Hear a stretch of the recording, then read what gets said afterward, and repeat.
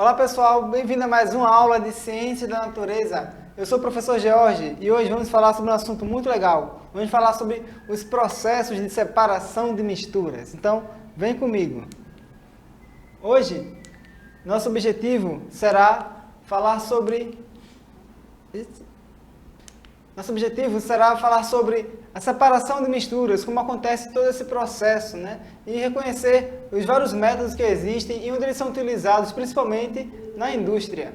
Então, eu quero falar por que separar a mistura. Imagina só, por que será que é necessário separar as misturas?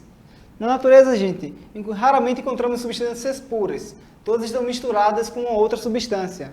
Então, em função disso, vários métodos de separação de misturas são utilizados principalmente na indústria para a produção de seus diversos produtos. Por exemplo, na petroquímica, na destilação do petróleo, na produção de medicamentos, na preparação de gases para distribuição em hospitais ou ainda na produção de bebidas alcoólicas. Muito se utiliza a separação de misturas em diversos métodos para a produção de diversas substâncias na indústria. Então, vou primeiro falar das substâncias que devem ser, das misturas homogêneas que devem ser separadas, né? As misturas homogêneas, como falamos na outra aula, são aquelas que você observa apenas uma fase, observa apenas uma imagem nela, não observa duas cores, ou então um sólido e um líquido, ela está simplesmente em uma única fase, com um único aspecto. Geralmente ela é utilizada a destilação simples. Esse método de separação, a destilação, é utilizada para separar um sólido de um líquido. Por exemplo, você tem a água do mar. Como é que eu separo o sal da água do mar? Um tipo de processo é você aquecer essa água do mar e fazer com que essa água passe por um condensador que ele vai transformar essa água que está na forma de vapor, vai passar por um tubo que vai ser resfriado com água fria e vai voltar ao seu estado líquido. Então aquela água que estava com o sal ferve, entra em ebulição, o vapor da água passa por um tubo, volta ao estado líquido e cai a água sem o sal no outro recipiente, ficando o sal, o soluto, no primeiro recipiente. Então esse método é bastante útil para separar substâncias sólidas de líquidas. Um outro método bastante utilizado na indústria é a destilação fracionada. É a separação de dois líquidos, de substâncias líquidas através da fervura, através da ebulição. Por exemplo, na separação dos produtos do petróleo, ele é aquecido. À medida que ele é aquecido, ele passa por um tubo de destilação fracionada e que ele vai fervendo, vai entrando em ebulição e vai ficando em pequenos recipientes. Ou seja, por exemplo, o óleo combustível, ele ferve a 300 graus. Então ele vai ficando e mais para cima vai indo os outros gases, os outros elementos que entraram em ebulição, no estado de vapor. À medida que vai esfriando, esses elementos químicos que estão no estado de vapor vão chegando ao estado líquido. Então vão subindo como se fosse uma escadinha em um prédio. E cada um vai ficando na sua temperatura em que chega ao seu estado líquido. No final, teremos dezenas de substâncias vindas do petróleo, porque cada uma chegou ao seu estado líquido em determinada temperatura. Chegou na sua temperatura de ebulição, onde foi passando do estado gasoso para o líquido. Ela é muito utilizada na produção de combustíveis, como falei para vocês. Uma outra que é bem mais simples, que você até utiliza ela em casa, é a vaporização. Né? Até quando você quer separar a água da roupa, a roupa está molhada, o que faz? Coloca no varal para secar. A vaporização nada mais é do que a ação do calor, aumentando a temperatura da água, fazendo com que ela entre na forma de vapor. Então ela vai evaporar, vai ficar somente o sólido que você quer separar daquela água. Na indústria é utilizada para a produção do sal. O sal ele é colocado em grandes tanques de centenas de metros, em camadas bem finas de água do mar. Essa água do mar ela evapora, ficando somente o sal, que é refinado, peneirado e colocado em ensacado e é passado para o comércio. Então, essa vaporização é utilizada também quando você quer secar alguma cultura, por exemplo, o café. O café ele é secado, é moído, e o cacau ele é secado. Vários várias sementes na agricultura são secas após a colheita, então por meio da vaporização, essa água é retirada dos grãos para que ele seja processado em seguida, porque a umidade favorece a reprodução de micro-organismos, poderiam gerar fungos e bactérias se proliferarem dentro do alimento, causando doenças e apodrecendo o alimento. Então, a secagem do alimento é importante para a manutenção da qualidade do alimento. Um outro método, um pouco mais elaborado, é a liquefação fracionada. A liquefação seria a volta ao estado líquido e ela ocorre principalmente com gases. Vocês perceberam ano passado que existia uma crise da falta de oxigênio nos hospitais, infelizmente. Então, como seria produzido o oxigênio? A gente viu na aula passada que o nosso ar é formado por diversos gases. Tem o nitrogênio, tem argônio, tem oxigênio, tem gás carbônico, cada um em proporções diferentes. Como será que eu coleto esse oxigênio? Como eu coleto esse ar e transformo ele em estado líquido para ser utilizado na indústria? Então, esse ar ele é captado e então ele é colocado sobre alta pressão. E nessa alta pressão, nos botijões, ele chega ao seu estado líquido. Quando ele chega ao seu estado líquido, ele é colocado, ele é aquecido aos poucos para que possa voltar do seu estado líquido para o estado gasoso. Então você vai separando, devido à temperatura, você vai separar o nitrogênio, em outra temperatura você separar o oxigênio, em outra temperatura você separa outro tipo de gás. Cada gás você vai ter a sua temperatura em que ele passa do estado líquido para o estado gasoso. E assim eu vou acumulando o gás que eu quero. Então esse gás é utilizado em diversos tipos de indústrias, por exemplo, como hospitais também. Agora na separação de misturas heterogêneas, lembrando que heterogêneas são aquelas que apresentam mais de uma fase, né? Por exemplo, o água e o óleo, a água com areia, enfim, diversas substâncias em que podemos observar mais de um elemento, mais de uma fase. E uma delas é a filtração. A filtração é a separação entre substâncias sólidas, insolúveis e as líquidas. Um exemplo, por exemplo, é fazer um café no coador. Você separa o pó do café, que vai ficar no filtro, no coador, e o líquido passa para o recipiente. Então, quando você quer fazer uma filtragem de uma água poluída, uma água barrenta, você pode fazer um filtro de pedras e cascalhos com diversos tamanhos de cascalhos e você consegue filtrar aquela água. Então, a filtração é algo muito utilizado no nosso dia a dia, assim como a peneiração também, que vamos falar mais em seguida. Outra coisa é a extração por solventes, quando você utiliza um líquido para extrair um ou mais componentes da mistura. Quando você, por exemplo, aquece a água e coloca uma erva dentro para fazer o seu chazinho, aquela temperatura quente da água estimula a retirada de substâncias, para extrair substâncias desejadas da erva, do chá que você quer.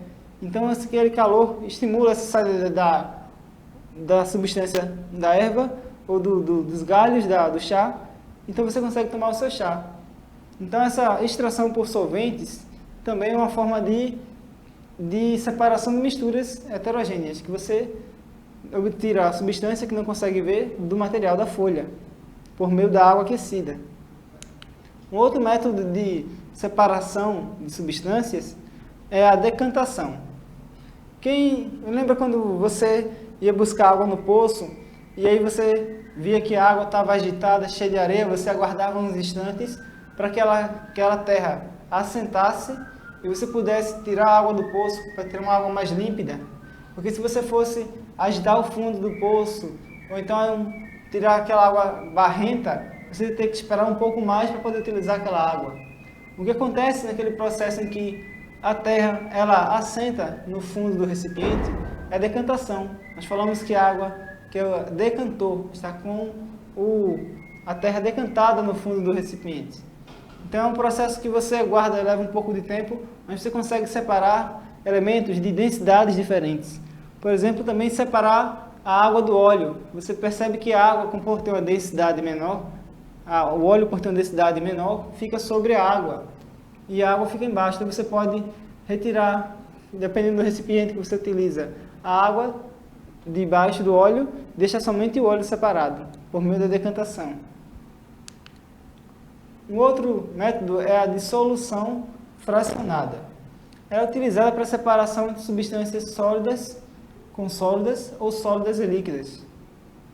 Ela é utilizada quando há uma mistura de alguma substância solúvel em solventes como a água. Imagina só que eu tenho sal e areia. Sal e areia são dois sólidos. Como é que eu vou separar sal da areia?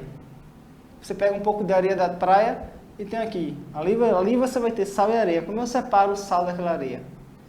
Uma dica é fazer essa dissolução por fração, né? Por partes, fracionada. Inicialmente você adiciona água a essa mistura. Então, como a areia não é solúvel, mas o sal é solúvel, você conseguirá dissolver o sal nessa água. E aí você vai ter sal dissolvido na água e areia. Depois, por um outro processo, através da filtração, você poderá utilizar um filtro e separar essa água com o sal dissolvido da areia. E vai ter somente água e sal nesse recipiente. E por meio de outro método, ou vaporização, ou a destilação, você poderá separar aquela água do sal dissolvido nela. Se você utilizar a destilação, você conseguirá recuperar a água que você tinha inicialmente. Se você utilizar a vaporização, você não vai recuperar essa água porque essa água se perdeu no ar, mas conseguirá ter o sal que você deseja, separado da areia que estava misturado inicialmente. Então é um método um pouco mais elaborado, mas que você consegue separar sólidos diferentes. Um outro método utilizado também na indústria é a separação magnética. Como o próprio nome fala, né? Separação através de ímãs. Muitas vezes, na produção da indústria, muitos alimentos podem ser contaminados por metais.